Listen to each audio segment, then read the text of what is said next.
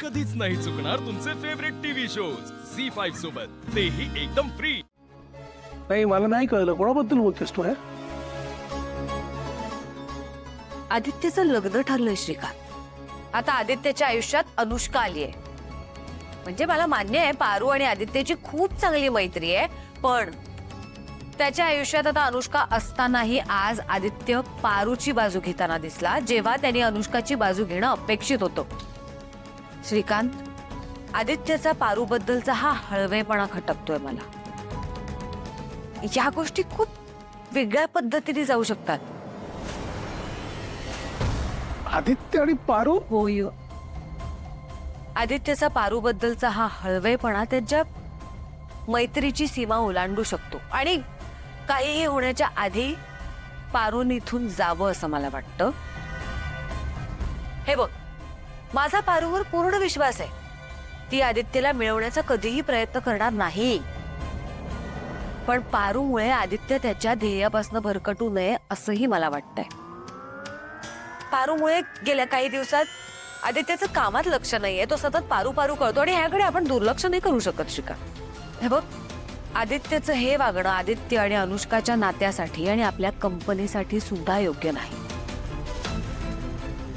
श्रीकांत, या वयात मैत्री आणि प्रेमाच्या सीमारेषा खूप धुसर असतात।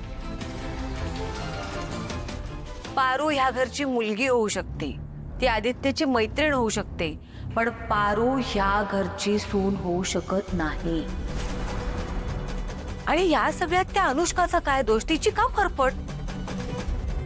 त्यामुळे अनुष्काच्या भल्याचा विचार करून मी पारूला या घरातून जाऊ देते आणि जाण्याचा निर्णय तिचा स्वतःचा होता, मी तिला जायला सांगितलेलं नाहीये। हो, पण अडवलं सुद्धा नाहीस ना तू तिला। जर का थांब म्हणाली असतीस तर थांबली असती ती। श्रीकांत, कधी कधी निर्णय न घेणं हेच हिताचं असतं। गोष्टींना त्यांच्या त्यांच्या वेळेने होऊ द्या। हो, पण तिच्यामुळे आदित्यचं लाईफ डिस्टर्ब होईल असं वाटणं आणि पारू आदित्यला हिरावून घेईल असं तुला वाटणं, म्हणजे तू पारूला नीट ओळखलं नसल्याचं लक्षण आहे अहिल्या। एकीकडे तुझा पारूवरती पूर्ण विश्वास आहे असंही म्हणतेस आणि दुसरीकडे तिला आदित्यपासून लांब पण करतेस। नाही पटलं मला, नाही पटलं, खरंच नाही पटलं।